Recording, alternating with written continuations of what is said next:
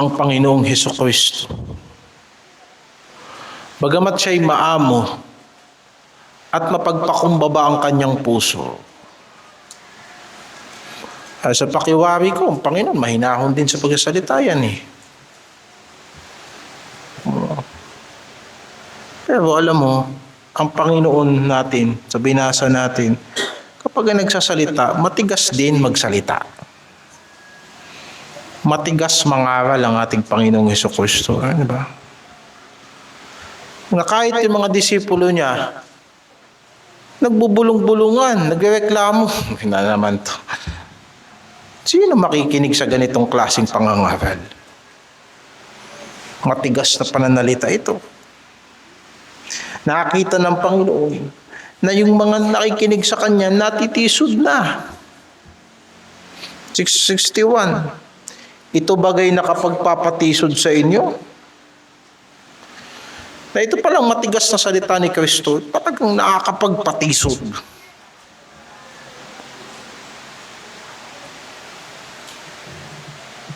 Na itong salita ng ating Panginoong Hesukristo,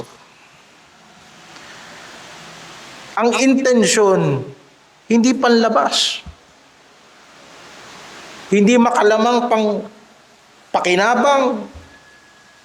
Dala mo, ang mga ngaral, kapag ang intensyon niya makalaman, bubulahin niya na ang tao.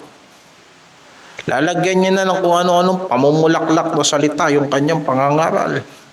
Pipilitin niya ng sumabay sa uso. O para tayo maakay natin ng mga kabataan, siyempre sumabay tayo sa ng mga kabataan.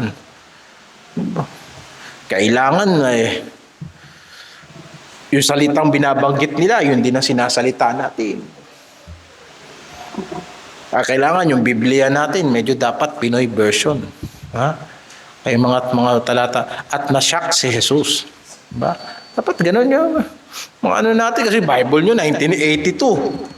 Ang Biblia, ano ba to? Ang ba pangalan ito? In translation ng ang Biblia. Isipin mo, lumang translation yan. Pag narinig ng mga Gen Z yan, at saka ng mga millennials yan, ang hirap pakinggan yan. Nagbabasa ka pa lang ng Biblia, parang sermon na. Pati medyo, binasa mo dapat yung medyo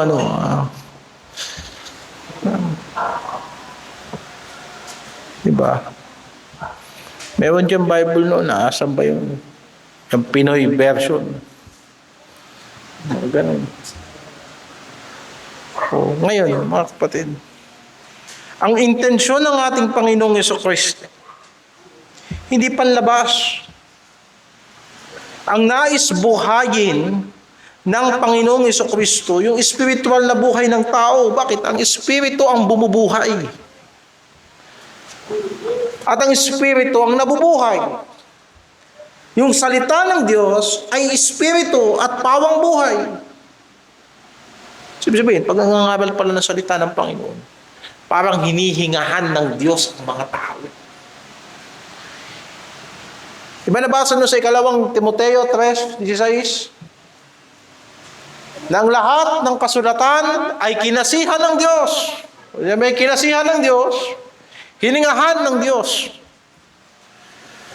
Maalala natin, noong unang panahon, nang ginawa ng Diyos ang unang tao, kumuha siya ng alabok. Kinortehan niya. At pagkatapos, sabi ng banal na kasulatan, nilagyan niya ilong. At hiningahan niya sa butas ng ilong. At ang tao ay naging buhay na kaluluwa. Hindi basta kaluluwa. Kung hindi klase ng kaluluwa, na may buhay na kagaya ng buhay na galing sa Diyos. Kasi tignan mo yung pusa, may buhay ba yan? O mayroon. Pero hindi yan hiningahan ng Diyos. Ganun ang pinagkaiba ng tao sa hayop. Buhay tayo, kumikilos tayo, nag-iisip tayo, at meron tayong personalidad sapagkat ang Diyos ay isang persona. Na every time na may pinapanganak sa daigdig na to, pwede mong sabihin yung taong yan ay pinanganak sa imahe ng Diyos. Nakalarawan ng Diyos. Bakit? Kasi hiningahan ng Diyos ang unang tao. Ngayon ang Biblia, hiningahan ng Diyos. Kung kaya nga po ito'y karapat-dapat sa pagtuturo, sakto sa pagtuturo, sa pagtutuwid, sa pagdodoktrina, sa pagtitibag ng mga maling aral. Alam mo po, kaya po, kanina in-emphasize ko yan, kaya ng umaga. At kaya sa Bible study rin kita doon sa bahay ng mga parinyas, na hindi lahat ng aral ay totoong aral. Hindi lahat na nagpapakilalang Kristiyano, tanggap mo. Bakit? Sapagkat ang salita ng Diyos, hindi lang yan binigay sa atin para magdoktrina. Ibinigay din sa atin yan para magsansala ng maling doktrina. So, ibig sabihin, sa implikasyon, may mali. May maling pamamaraan. Kaya nga, ito palang salita ng Diyos na kapag ipinangangaral sa tao, para pala tayong hinihingahan ng Diyos upang tayo ay mabuhay sa Kanya. Upang tayo ay makonforme sa Kanya. Upang yung buhay ng Diyos na taglay ay maging buhay din natin. Doon tayo nababago, doon tayo naayos upang ang tao ng Diyos ay maging sakdal na mga tinuruang lubos sa lahat ng mabubuting gawa. Kaya makikita mo kung bakit natitisod ang mga tao sa Diyos, sa Panginoong Jesucristo. Bakit? Meron bang maling ginawa ang Panginoon natin dito sa Juan 6? Hindi. Sa totoo niyan, gumawa siya ng tinapay, pinakain niya ang mga tao. Pero kung bakit sila natitisod sa salita ng Panginoon, umakyat ka. Talatang 57. Umakyat na tayo para at least mapag-usapan nating mabuti.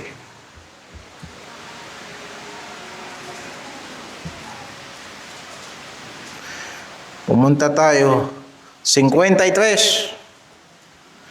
Sinabi nga sa kanila ni Jesus, sa katotohanan sinasabi ko sa inyo, maliban ng inyong kanin ang laman ng anak ng tao at inumin ang kanyang dugo, ay wala kayong buhay sa inyong sarili.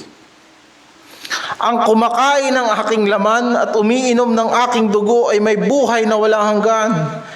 At siya ay aking ibabangon sa huling araw. Nabasa ng Katoliko yan. O, kita mo na. Kaya yung tinapay, katawan ni Kristo yun, kinakain yun. Para maligtas ka. Nakita ng Katoliko, binasa. Sige, itong alak na to, itong dugo ni Kristo, inimin mo yan para magkaroon ka ng buhay na walang hanggan. Ngayon, total, binasa natin yan. Paano mo gagawin yun? Sige, gawin mo. Ang sinabi, gawin nating literal tong sinasabi na to, sinabi ni Kristo, kainin natin yung laman niya. Di kainin natin yung laman niya. Hindi sinabing gumawa ka ng tinapay at sabihin mong katawan ni Kristo. Hindi ba? Malabo yun. Pero pag tinignan mo sa konteksto, 54, at kumakain ng aking laman at umiinom ng aking dugo ay may buhay na wala hanggan, at siya'y aking ibabangon sa huling araw. Ang tanong, yan ba'y binanggit ng Panginoong Jesucristo sa ibang mga talata dito sa una? Binanggit? Binanggit yan. Kung basahin natin dito sa 38.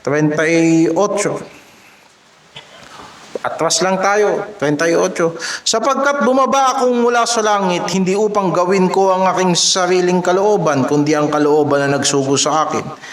At ito ang kalooban na nagsugo sa akin, na lahat ng ibinigay niya sa akin, ay huwag kong iwala ang anuman, kundi ibangon sa huling araw. Sapagkat ito ang kalooban ng aking Ama, na ang bawat nakakakita sa anak at sa kanya'y sumampalataya ay magkaroon ng walang hanggang buhay, at akin siyang ibabangon sa huling araw. Ngayon, kumpara mo yung dalawang talata na yan, doon sa binasa natin sa 54, so yung sinasabi pala doon, hindi literal na pagkain ng laman at dugo. Kung hindi pananampalataya kay Kristo, sapagkat iniaalay ni Kristo ang kanyang sarili na parang buhay na tinapay. Kasi kahit pasabihin natin na gawin nating literal yan, hindi mo pwedeng kainin si Kristo. Di ba? Sapagkat ang una kong tanong, paano yung hostya naging si Kristo?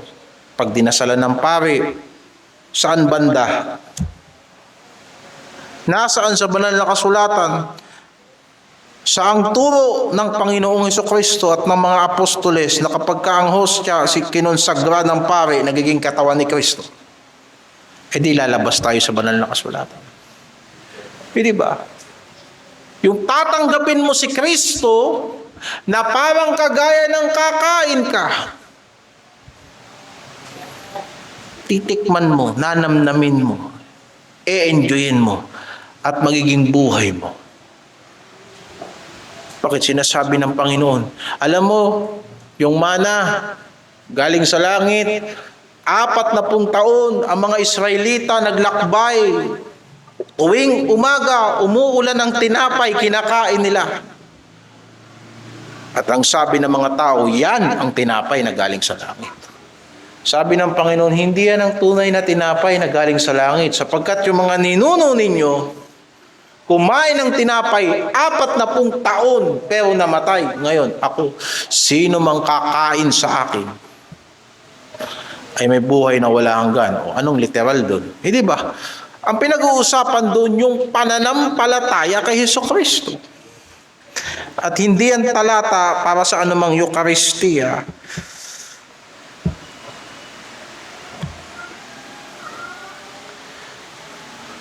Sapagkat maling pag-intindi, mababasa mo rito na maling pag-intindi na gawing literal yan. Alam mo, tignan mo sa 52. O 51, 52. Ako ang tinapay na buhay. Ako ang tinapay na buhay na bumabang galing sa langit. Kung ang sino man ay kumain ng tinapay na ito, siya ay mabubuhay magpakailanman. Oo, at ang tinapay na aking ibibigay ang aking laman sa ikabubuhay ng sanlibutan. At ang mga Hudyo ay nagtatalo-talo at nagsabi, paano ipapakain sa atin ng taong ito ang kanyang laman? O kita mo na di maling pag-intindi yun, nagawing literal yan. Hindi pa. Ang tinuturo ng Panginoong Hesukristo dyan, ipananampalataya. Ngayon, ituloy natin. Bumalik tayo sa 56. Ang kumakain ng aking laman at umiinom ng aking dugo ay nananahan sa akin at ako'y sa kanya. Para mas lalo nating maintindihan, hindi ba totoo na lahat ng kinakain natin nagiging tayo? Nagiging bahagi natin, yung kinakain natin. Gandun din naman si Kristo kung tinanggap natin, nagiging buhay natin. Sa madaling pagpapaliwanag. 58, ito ang tinapay na bumabang galing sa langit, hindi gaya ng mga magulang na nagsikain at nangamatay. Ang kumain ng tinapay na ito ay mabubuhay magpakailanman. Sinabi niya ang bagay na ito sa sinagoga, samantalang siya ay nagtuturo sa Capernaum. Marami nga sa kanyang mga alagad ng kanilang marinig ito ay nagsabi, matigas ang pananalitang ito, sino makakarinig nito? Alam mo ba ang Kristyanismo? Ito yon, sinasabi ni Kristo, ako ang buhay mo. Wala kang buhay maliban sa akin na ako'y mabuhay sa iyo. Nakakatisod yun. Gusto ng tao na relihiyon, klase ng relihiyon, na siya pa rin ang masusunod sa buhay niya. Magpapakita siya ng kabanalan, pero hindi ang Diyos ang mabubuhay sa kanya. Hindi ang Panginoong Hesukristo ang magmamaniobra sa buhay niya. Ayaw niyang pakikialaman ng Diyos yung kanyang personal na buhay. Hindi po ganun ang Kristyanismo. Kung tinanggap mo si Kristo hindi lang basta parte ng buhay mo. Si Kristo ay buhay mo. At yun ang nakatitisod sa lahat ng sinabi ni Kristo. Ako, matigas na araw. Gusto namin yung gusto namin klase yung relihiyon na talaga. Pupunta ka Sunday, makinig ka, sunod na araw, bahala ka na kung anong gagawin mo, tapos kita na lang ulit tayo sa Sunday. Hindi ganong klaseng pananampalataya ang ibinigay ng Panginoon. Ang gusto nitong mga taong ito na kumu-question kay Kristo, yung panandaliang bunga ng pagsunod kay Kristo. Makakain sila, makainom sila, makomfort sila. Pero ayaw nila yung matitigas na bagay sa turo ni Kristo. Diba? Kaya natitisod sila sa Panginoon. Hindi sila natatisod sa Panginoon. Dahil sa mali ang sinabi ni Kristo. Yung pagkatisod nila galing mismo sa kanila. Bakit? Ang laman walang mapapakinabangang anuman. Kung halimbawa, ang intention mo pagsunod kay Kristo ay laman, hindi ka ba talaga matitisod? Sa umpisa pa lang, ang dahilan mo kung bakit ka lumalapit kay Kristo ay para magamit lang si Kristo para sa mga panandaliang bagay sa sanlibutan nito. Hindi ka ba talaga matitisod kay Kristo? Sinabi ni Kristo, hindi yan ang dahilan kung bakit sumusunod kayo sa akin. Walang mapapakinabangan yan. Ang sinasabi ko sa inyo, Espiritu. Panloob na pagbabago ang sinasabi ni Kristo. Yung si Kristo na buhay sa loob natin. At sinulat ni Apostol Pedro, pagka pumunta ka sa unang Pedro 2, mapapansin mo na Apostol Pedro, siya yung isa sa nagpahayag ng pananampalataya dun sa teksto na binasa natin.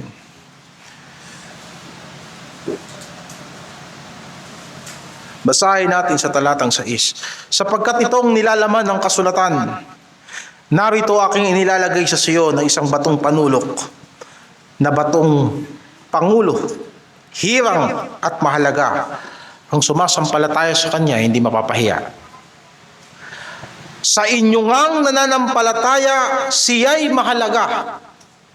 Si Kristo ay mahalaga sa sino mang sumasampalataya. Datapwat sa hindi nananampalataya, ang batong itinakwil na nagsisipagtayo ng bahay ay siyang naging pangulo sa panulok, at batong katitisuran at batong napangbuwal. Bakit? Sapagkat sila'y natitisod sa salita.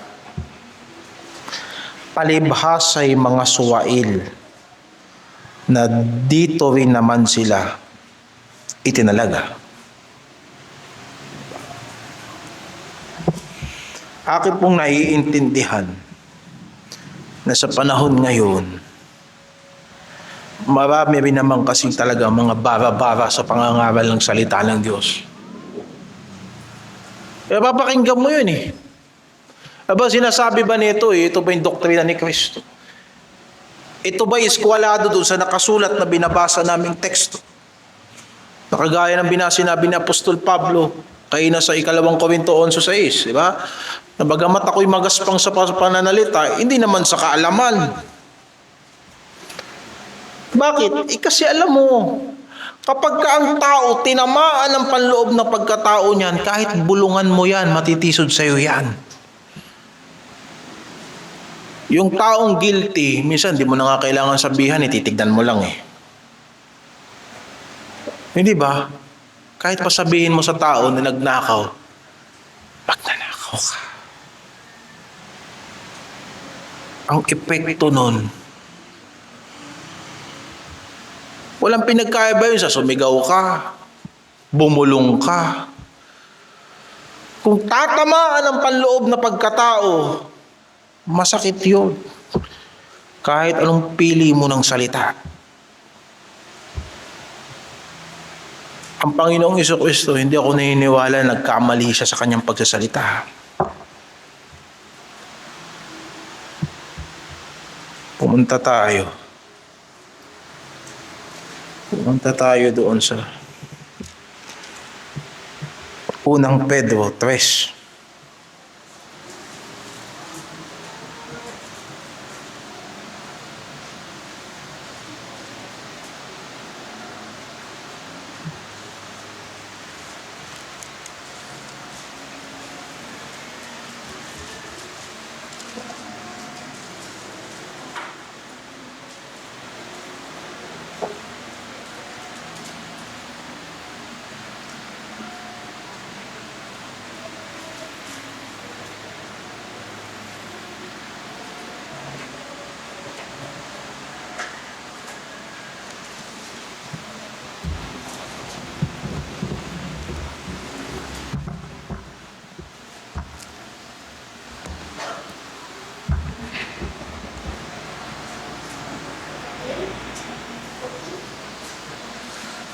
Basahin mo sa unang Pedro 2, 22 hanggang 23. Na siya'y hindi nagkasala, kinasumpungan man ng daya ang kanyang bibig. O, kita mo, hindi nagkasala, hindi kinasumpungan ng daya ang kanyang bibig. Nang siya'y alipustain ay hindi gumanti ng pag-alipusta.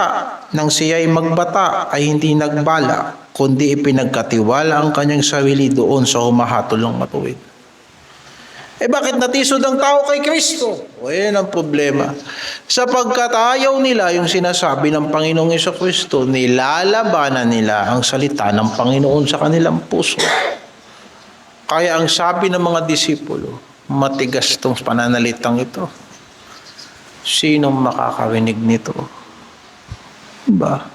Kung nakita mo na yung pinangangaral sa pulpito, hindi ayon sa banal na kasulatan, huwag kang magtyaga dyan sa simbahan na yan. Humanap ka ng simbahan na nagbubuklat ng banal na kasulatan at pinangangaral ng salita ng Diyos ayon sa kung anong nasusulat. Di ba? Na mga Baptist, may reputasyon yan ng pasigaw-sigaw lang. Pag nakakita ka ng Baptist na medyo moderate lang ang pangangaral at pagkatapos talagang bumabatay sa banal na kasulatan, sasabihin masyadong mapagmataas. Alam mo, gusto niyong pangangaral ang gusto natin, yung pangangaral sa palengke. Yung pangangaral na walang kaalaman. Hindi. Ang Panginoong Jesucristo pag nagsalita, yung kanyang mga unang sinabi, yun din ang nagpapaliwanag ng kanyang mga huling sinabi, kagaya ng binasa natin sa Juan 6. Paano natin nalaman na hindi hostya ang binabanggit ng Panginoong Jesucristo? Sinabi niya na sa unang parte. Ganyan ang pangangaral, may direksyon, hindi magulo. Hindi kung saan napupunta. Ang pangangaral ng salita ng Diyos, hindi yan paglalabas ng saloobin ng sino mang tao. Hindi. Ang pangangaral ng salita ng Diyos ay tinitignan natin bilang paghinga ng Diyos ng buhay sa iglesia at sa ating lahat. Na ang mangangaral ay hindi entitled ng kanyang opinyon, kung hindi kung ano ang sinasabi ng Panginoon. Bakit? Sapagkat sa salita ng Diyos, nahihiwalay ang totoo sa hindi totoo. Isipin mo, paano nangyayari na maraming Kristiyano nakakatagal sa mga upuan ng mga simbahan na hindi nababago ang kanilang pananaw tungkol sa paglilingkod sa Diyos, pero nakakatagal. Na hindi nabubuo sa kanilang puso ang pagkatakot sa Diyos. Mapapakinggan mo sa klase ng kanilang pangangaral na napapakinggan, Lunes, as linggo, umaga, linggo ng gabi, prayer meeting. At ang iba sumusunod na lang sa uso. Bakit natitisod ang tao sa salita ni Kristo? Kasi suwaili siya. May paglaban sa kanyang kalooban. Lalo na kung ang ipinangangaral, talagang napatunayan natin na yan ay salita ng Diyos nakasulat. Ganyan din ang sinabi ng Panginoon doon sa Juan 8, hindi ba? Na kung bakit itong mga taong ito ay hindi sila sumasampalataya sapagkat hindi naman sila sa Diyos. 47 ng Juan 8. 47. Ang sa Diyos ay nakikinig ng mga salita ng Diyos. Dahil dito'y hindi ninyo dinirinig sapagkat kayo'y hindi sa Diyos. Kaya ang makikita mo sa banal na kasulatan, ang pananampalataya ay ebidensya ng mga bagay na hindi natin nakikita. Anong ibig sabihin? Malalaman mo yung taong yan kung sa Diyos yan. Yung kanyang pananampalataya sa Diyos ay magiging ebidensya na siya ay sa Diyos. Lalo na sa mga mahihirap na sitwasyon. Lalo na kung halimbawa sa pangangaral ng salita ng Diyos, dinudurog ng Diyos ang ating pangunawa. Hinuhugot tayo ng Diyos sa mga bagay na nakasanayan natin. Inaawat tayo ng Diyos sa adiksyon ng sanlibutan ito. Kinakalas ng Diyos sa atin ang mga kasalanang nagpapabagal sa atin. At tinutuon ng Panginoon ang ating mata kay Kristo. Isipin mo. Pero nanalig ka. Nanalig tayo. Samantalang nalalaman natin na ang daan ay makipot. Na ang gawain ng pagdidisipulo ng banal na Espiritu sa atin sa tulong ng mga kapatirang ginagamit ng Diyos upang tayo ay gabayan sa pamamagitan ng pamamahala ng iglesia, sa pamamagitan ng kapulungang ito bilang isang katawan ay isang mahirap na landas. Pinag-aralan natin kayo na sa doctrine class na mga prinsipyo sa pagdidisipulo. Ito ay pagsamba sa Diyos. Ito ay pakikisama kay Kristo. Mga pagsamba sa Diyos, may kasamang prioridad yan. May kasamang debosyon. Yun ang dahilan kung bakit pinahahalagahan natin si Kristo. Sinabi ni Pedro, binasa natin, sa inyong sumasampalataya, si Kristo mahalaga. Sa panahon natin ngayon, marami nagsasabing sumasampalataya sila kay Kristo, walang pahalaga kay Kristo. O tulad niya sa ganyang mga salita, sasabihin ng mga tao sa sanlibutan, grabe naman, hinahatulan tayo. Ano bang paliwanag nun? Meron pa bang ibang paliwanag yun? Meron pa bang ibang paliwanag yun nakasabi? Na sa inyong sumasampalataya, siya ay mahalaga. Ano bang paliwanag nun? You see, what you read is what you hear. And what it is applied sa atin. Because yun ang salita ng Diyos. And later, John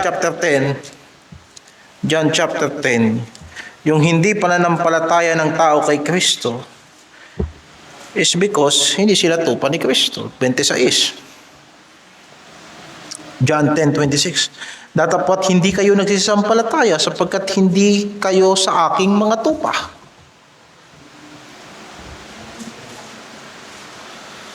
Kaya yung salita ng Diyos may sariling buhay. Makikita mo ang kapangyarihan nito kung paano niya hinuhubog ang tao. May mga oras na talagang ang tao lumalaban sa Diyos, pero totoo makikita mo na kung yung taong yan sa Diyos yan, magpapakumbaba sa Panginoon yan. Dahil wala pang anak ng Diyos na nakatakas sa disiplina ng Diyos at lalong walang tupa ng Diyos na nakatakas sa pastol, na dakilang pastol na si Jesucristo.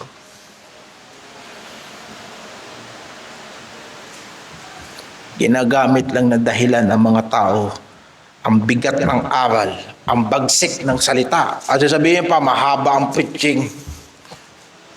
Isipin mo, Kung Kristiyano ka, 7 araw kayo, sa 7 araw na ginawa ng Diyos sa isang linggong ibinigay sa atin. Yung isang araw, makikinig ka ng pangangaral sa umaga, pangangaral sa hapon. Mahaba ba yun? Hindi pa nga natin binibigay totally yung isang araw natin sa Diyos. Hindi pa nga. Hindi pa. You see. Napaka-importante ng mga bagay na ito. Pero sa iglesia, hindi niya lang tayo binigyan ng Biblia, binigyan niya tayo ng mga mangangaral. Sa iglesia, hindi lang tayo binigyan ng Diyos ng mga kasulatan. Binigyan niya tayo ng mga tao maglilid sa atin sa pananampalataya. Binigyan tayo ng pastor, binigyan tayo ng mga tagapagturo, binigyan tayo ng mga ibanghilista. Para sa ikasasakdal ng mga banal sa gawaing paglilingkod. Para maihanda tayo sa gawain ng Diyos. Para makapaglingkod tayo sa Panginoon. At isipin mo, mahirap na maraming pumapalaot sa paglilingkod sa Diyos, hindi pala mga tao ng Diyos. Bakit? Hindi naggisa sa dalisay na aral ni Kristo. Isipin mo, nalaman mo na yan palang taong yan hindi talaga tinawag ng Diyos nung nag-mission na. Hindi pala tatagal sa kahirapan nung nandun na sa laot. Bakit? Paano mo nalaman? Sige, yung pangangaral, parang ano lang parang tinapay na malaki pero hangin lang ang laman. Hindi nahalukay ang kalooban ng puso ng tao. Hindi nahalukay ang isip. Hindi mo, habang nakikinig tayo ng salita ng Panginoon at pinapaunawa sa atin mga prinsipyo ng Diyos, parang binabatak at pinapalawak ng Diyos ang ating mga kaisipan. Gumagawa ang Diyos sa isip natin ng mga daan kung paano natin maiuugnay ang doktrina sa ating buhay. Gumagawa ang Diyos sa ating mga isip kung paano natin mapag-uugnay ang tuwid na doktrina ni Kristo at sa ating mga karanasan. Isasabay pa dyan, paano mo pinoproseso ang iyong damdamin. Mga tao ngayong panahong ito, damdamin ang pinaiiral. Ay, matigas na pananalita yan. Sino makakarinig niyan? Hindi ko feels. Hindi kasi yun ang vibe . Alam mo yun, dapat light lang. Pumunta ka sa gay bar, huwag kang pumunta sa simbahan. Totoo. Gusto mo patawa? Huwag kang pumunta sa simbahan, pumunta ka sa comedy bar. Gusto mo ma-entertain, magbukas ka ng Netflix. At hindi tayo pupunta sa iglesia, sa simbahan para ma-entertain tayo. We come to listen sa salita ng Diyos. We come to listen sa salita ng Panginoon. The people have offended kay Jesus Christ sapagkat iba yung inaasahan nila sa intention mismo ng Panginoon. Di ba? Ngayon, alam ni Kristo na itong mga to hindi sumasampalataya sa Kanya. Di ba? Ang totoo lang yan. Itong mga taong ito, sila ang may problema sa Panginoon. Hindi si Kristo ang may problema sa kanila. Sila ang ayaw maniwala sa Panginoon. Sila ang naggigiit ng kalooban nila samantalang pinakakayag ni Kristo ang kalooban ng Diyos sa mga tao. Kasi sinabi sa verse 64, datapwat may ilan sa inyong hindi nagsisisampalataya. Alam ng Diyos yun. Alam ni Kristo yun. Importanteng dimension niya ng pangangaral. Hindi pwedeng pag nagtuturo ka, hindi mo nadarama ang tao na kausap. At hindi pwedeng hindi mo tinitignan ang kalagayan ng tao. Na umiepekto ba sa kanya ang salita ng Diyos o hindi. Pero sa panahon na tayo ay nalilimitahan tayo ng pangunawa sa tao, isang sigurado, si Kristo alam niya ang puso ng tao. Alam ni Kristo kung sino ang totoo sa hindi. Gayunpaman, hindi po lahat na nagsasabing sumasampalataya sila sa Panginoon ay taga-sumasampalataya sa Panginoon. pero alam ni Kristo. Kaya nga, sinabi na sa 65, di ba, kaya nga sinabi ko sa inyo na walang taong makalalapit sa akin maliban ay pagkaloob sa kanya ng Ama. Kasi sinabi ko na sa inyo yan. O, pagka kinawas reference nyo yan, nandun yan sa talatang 44, isang chapter lang. Kasi sinabi ko na sa inyo kanina sa verse 44. Diba? Kasi yung tao, kapag ka natuto talaga sa Diyos, lalapit kay Kristo. Bago ka pa lumapit kay Kristo, natutunan mo na yan sa pamamagitan ng biyaya ng Diyos na sa Yesu Kristo ang daan, buhay at katotohanan. Di ba? May kasamang hikab yun. May kasamang puwersa. Di ba? Alam mo na yun eh. Di ba? Kaya naglalakbay ka, humawak ka ng mapa, alam mo, so sa umpisa pa lang, dinampot mo yung mapang yan, dahil naniniwala ka, yung mapa na yan ang magtuturo sa'yo ng palabas kung saan ka man naliligaw. Supposedly, bago ka lumapit kay Kristo, alam mo, si Kristo yan ang magdadala sa'yo sa dulo. Diba? Kaya sinabi ng Panginoon, lahat sila ituturuan ng Diyos, kaya lahat ng tinuturuan ng Ama lumalapit sa akin. 45. At ngayon, kayo'y na kay Kristo na, sasabihin nyo, matigas ang salita ni Kristo. Anong klaseng pananampalataya meron kayo niyan? Diba? Uy, matigas ang pangangaral na to. Bakit? Hindi mo ba narinig sa umpisa pa lang yan? Na ang Kristong susundan mo, hindi yan yung Kristong pinako ng sanlibutan. Hindi yan yung Kristong mamahalin ng sanlibutan. Hindi yan yung Kristong pinaposisyon sa mga kalsada. May pinangangaral na Kristo ng Biblia. Hindi yan yung Kristo na nasa sabungan. Hindi yan yung Kristo na sinasayawan ng mga tao sa habang sumasamba sila sa Diyos-Diyosan. Yang Kristo na yan. Yan yung Kristo na ayaw ng mga kurakot. Kasi nagwawala yan sa templo kapag kasi nasa laula ang templo ng Diyos. Hindi ang Kristo na nakikipagplastikan sa mga Pariseo, sa mga Saduceo, sa mga Iskriba. Sapagkat yung Kristo na yan, alam niya na maliban na ilapit yan sa akin ng Ama, hindi yan makalalapit sa akin. Ang hinahanap ng Kristo na yan, tunay na pagsisisi at pananampalataya. Ha? Ang hinahanap ng Kristo na yan, pagsamba, pagmamahal na hindi mo pwedeng ipantay kahit kanino bang mahal natin sa buhay. Bakit? Sapagkat yung Kristo na yan, Diyos yan. Hindi mo pwedeng ipantayan sa kahit anong bagay. Uusigin tayo ng mga mahal natin sa buhay sapagkat natagpuan natin siya. Kailangan sundin mo siya. Sapagkat sa iyo na sumasampalataya, si Kristo ay mahalaga. At uusigin ka, pagtitiisan mo yan, iiyak mo yan sa Diyos at doon ka naman niya aaliwin sapagkat yung nilakad mong luha, yan din ang iniluha ni Kristo. At ikaw ay nakikibahagi sa kanyang mga kahirapan. Yang lumang krus na mensahe ng Ebanghelyo, yan ay hamak sa mundo, pero sa atin ay kahangahangang pagmasdan. Diba? Sabi nung kanta natin, sapagkat ang kordero mas pinili ito at iniwan niya ang kalangitan.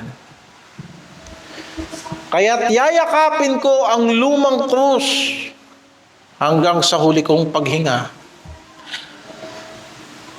Iibigin ko ang lumang krus hanggang sa lumang krus na ito ay palitan ng Diyos ng korona.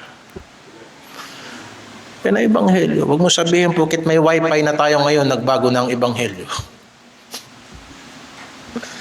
At yan ang katunayan na si Jesucristo noon, si Jesus ay kaparehas noon, ngayon at sa darating. Eh, ba naririnig na kapag binabasa natin ang salita ng Diyos at pinagbubulay-bulayan natin at pinangangaral sa atin na kagaya ng kung ano'y marapat itong ipangaral, hindi ba parang nalalasahan mo ang mga salita mismong nabinig ng mga apostoles?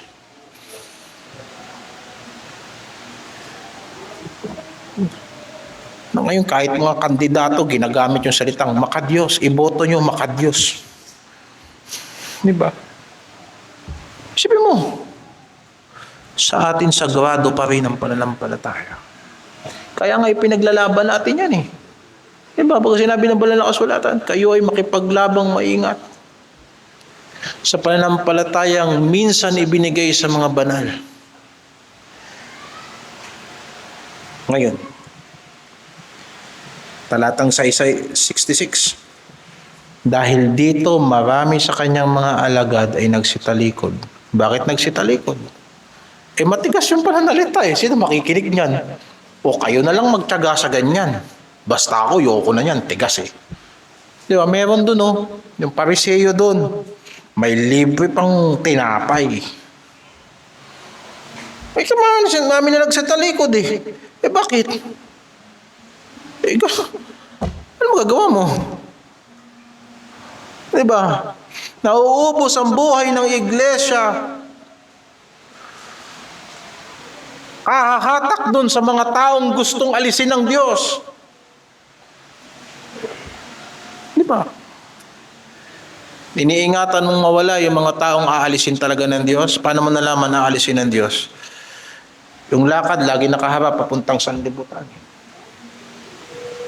Samantala, ang mga tao ng Diyos, hindi taga sanlibutan. Hindi ba? Makita mo, lagi na lang natitisod sa Ebanghelyo. Kahit ang Panginoong Jesucristo, naranasan niya yan. Hindi yan bago sa panahon natin ngayon at ang mga pastor takot mawala ng miyembro. Hindi maturity yun na habang tumatanda tayo sa ministry, lalo tayo nagiging duwag. Pwede yun. Diba? Dahil sa ang pangangaral ko sa inyo, mabigat kasi mabigat. Hindi naman ito badong pangangaral. Diba? Anong gusto nyong klase ng pangangaral? Yung kagaya ng parang kagaya na nangangampanya? Ganun na mga pangangaral ngayon eh. Mga kapatid, kayo ay magbigay sa gawain ng Panginoon. Tapos ipapasok natin yung mga backup dancer. Ang gusto nyong pangangaral? Hindi ba? Hindi ganyan ang pangangaral eh. Talagang masakit sa ulo, masakit sa dibdib, masakit sa katawan, sapagkat ito'y salita ng Diyos.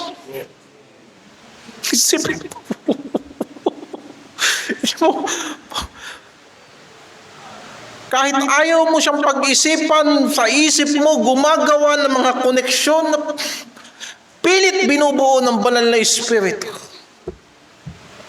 Yung napakinggan mo na nakaraang linggo, ipinipilit na idikit sa mga bagay na pinapakinggan mo ngayon para makabuo ka ng isang diretsyong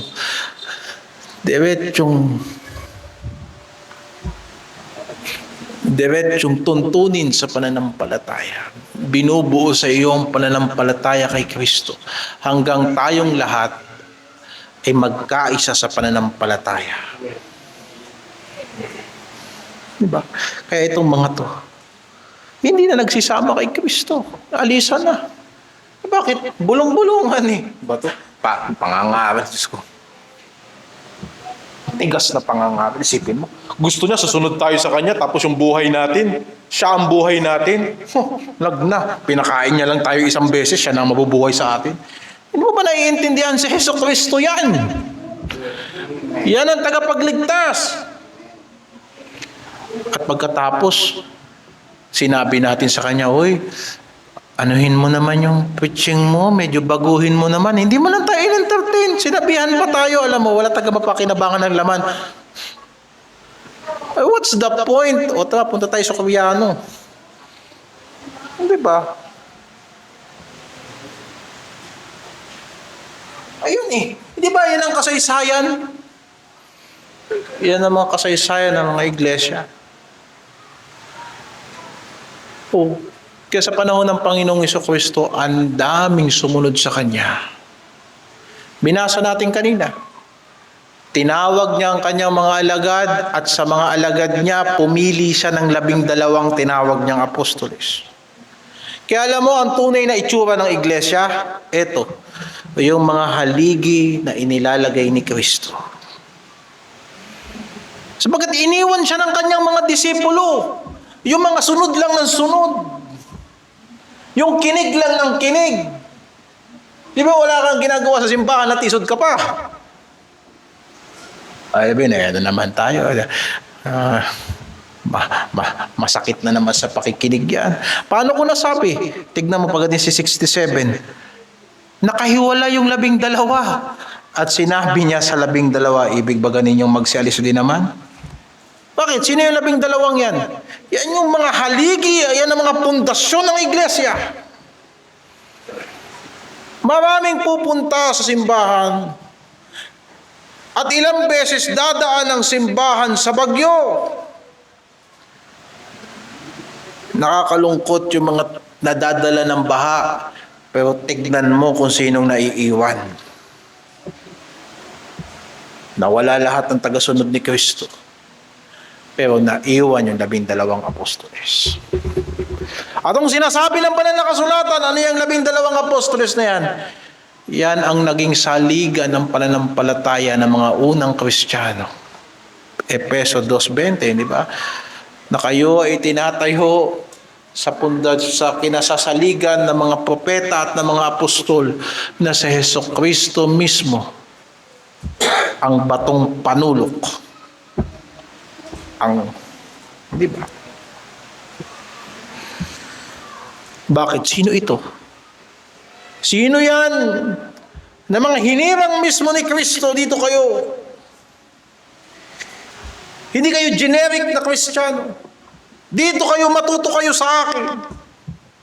Sa panahon ito nila, ang daming nagpapakilalang Kristiyano. Maraming nagsasabing ang Biblia ay salita ng Diyos, pero ito mismong salitang ito na magliligtas sa atin, ito ang kinatitisura natin. Pero sa dinami-dami ng mga nagpapakilalang Kristiyano, may mga hinirang ang Diyos na sinasabi ng Panginoon, hindi niyo ako hinirang. Ako ang humirang sa inyo. At tinalaga ko kayo na kayo ay magbunga. Salamat sa Panginoon. Salamat sa Panginoon. Na nakatagpo tayo sa Kanya ng salitang nagbibigay buhay. Dahil ako talaga, nagkaroon ako ng buhay dahil sa mga salitang ito. At hindi ko na naisim bumalik sa dati kong buhay. Sapagkat nakatagpo ako ng buhay. At yan ang dahilan kung bakit kahit anong hirap sa ministeryo, hindi ko babaguhin itong pamamaraan na ito. Bakit? Hindi naman material ang nakita ko sa gawain eh. Hindi naman supporter ang nakita ko sa gawain. Ang nakita ko sa gawain ng Diyos, ang nakita ko kay Kristo, buhay. At saan ako paparoon? Totoo yan. Totoo yan. At nauunawaan ko sa tuwing magtuturo ako ng salita ng Diyos dito sa Baras at sa lahat ng lugar na pahihintulutan ng Diyos, alam kong humihinga ang Diyos. At kahit alabok, kaya ng Diyos bigyan ng buhay at kaya niya gawing tao. At sinasabi ng Diyos, huwag niyo sabihin mga anak kayo ni Abraham. Kahit sa bato, kaya niyang gumawa ng isa pang Abraham. At sinabi ni Apostol Pedro sa kanya, Panginoon, kanino kami pupunta? Ba? Kami pupunta. Sa dinami-dami ng narinig naming salita ng Diyos, na nagsasabing ito ang salita ng Diyos, walang humikayat sa akin na tumalikod sa kasalanan. Walang humikayat sa akin at nagbigay sa akin ng pagnanasa na lalo kong makilala ang Panginoon. Kaya sinabi ni Apostol Pedro sa kanyang sulat, ito ang biyaya ng Diyos kung saan kayo nakatayo. At sinabi niya sa mga Kristiyano, siguraduhin niyo ang panawagan sa inyo ng Diyos. Ikalawang Pedro, talatang 10, Kabanata 1, kaya nga mga kapatid, lalong pagsikapan ninyo na mga panatag kayo sa pagkatawag at pagkahirang sa inyo. Sapagkat kung gawin ninyo mga bagay na ito ay hindi kayo mga titisod kailanman. Siguraduhin mo ang pagtawag sa iyo ng Diyos. Hindi pwedeng nakabatay ka lang sa pakiramdam mo. Hindi pwedeng nakabatay ka lang sa ginawa mo. Kailangan may katiyakan ng kaligtasan. Kailangan may kapanatagan ng kaluluwa at ng pag-iisip sa salita ng Diyos. Sapagkat kung yan gawin ninyo ang mga bagay na yan, hindi kayo matitisod. Sa daigdig na ito nakakatisod. Inyong mamahalin ng Panginoon at inyo siyang sasambahin ng higit pa sa buhay.